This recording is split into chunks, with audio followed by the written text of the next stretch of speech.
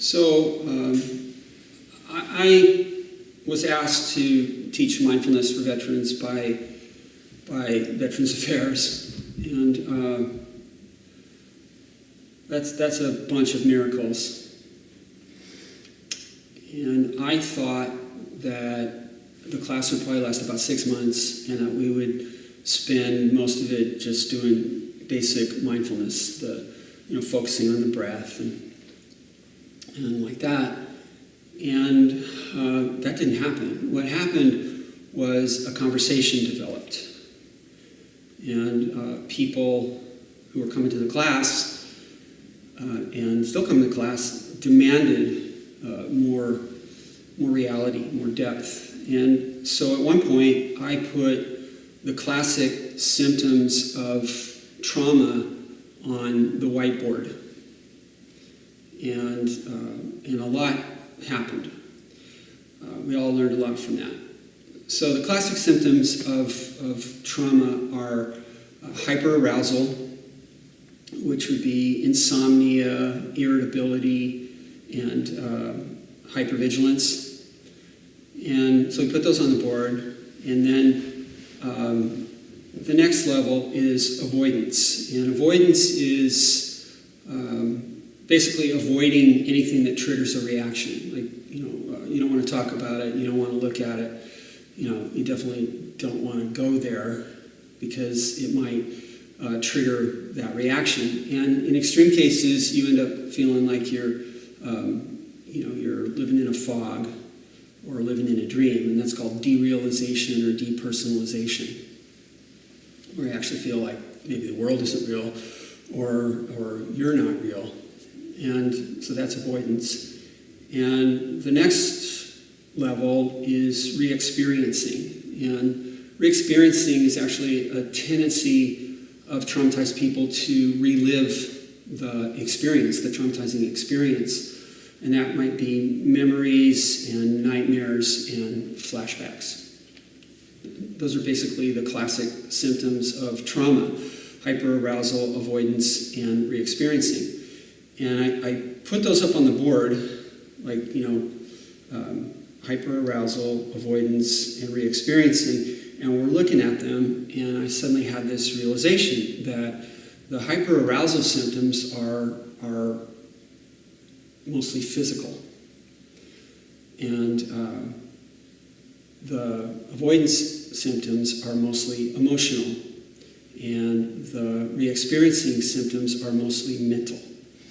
And so we put this on the board, and we're looking at it. We're looking at it over weeks. We bring it back every few weeks or so, and we look at it again, and it just got a deeper and deeper sense that what's really happening with trauma is that the body is shocked, the nerves are shocked, the heart goes numb, and the mind starts flashing. Body shocked, heart numb, mind flashing. And I began to see the logic of it, that something occurs that is so horrific that our nerves can't stand it, and we shut our heart, and then our mind goes really weird, it gets really weird. So I started thinking, okay, so it's physical, emotional, and mental. And so if the problem is physical, emotional, and mental, if the problem develops, body shocked, heart numb, mind flashing, then the solution would also be body, heart, mind.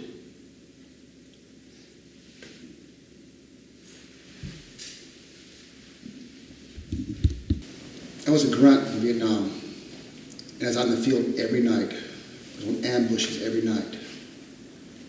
Trauma is something that I dealt with every day. Guys getting their legs blown off, guys getting their stomachs torn apart, people dying. It's a trauma that's embedded in my brain. I feel that sometimes I classify myself as a prisoner of war, but I was never captured. It never goes away. When I got back from Vietnam, I didn't have any of this. I found a way of hiding it all, a way of camouflaging it. That was drinking and drugs. I did it every day, first thing in the morning to the last thing at night till I passed out. I drank, I drugged, every kind of drug there was. I did that for 18 years. Then my escape was going to be either I kill myself and end it all, or I get some help. You know. I didn't kill myself, obviously, but, but I did start it in the AA program, you know. And the thing that I realized was I was killing the pain with drugs and alcohol. Learning how to live and feel these pains today, I'm very thankful that I can feel them. You know, it's something that if I can't feel what my mind or my heart is saying, then I'm not alive. I'm dying. You know. But through going to AA, that worked for me real good for a while. You know. Then I started going to church, and that worked for me for a while. Then I started going to yoga, and that started working for me for a while. But then none of them, nothing helped. It wouldn't go away. My PTSD, my traumas came back every night. Every night. And then 5 years ago, my trauma escalated to the point where I woke up in the middle of the night and I was hitting my wife to listen to her scream.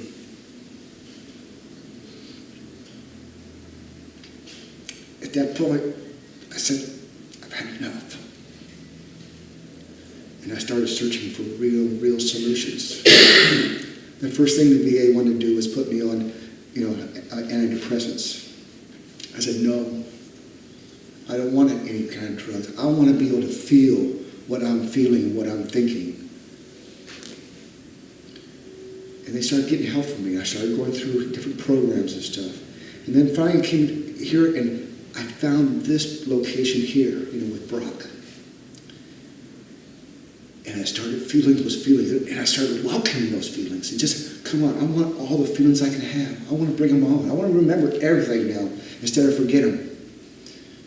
And they started coming back to me. And by reliving those things, it's a healing process that I can feel.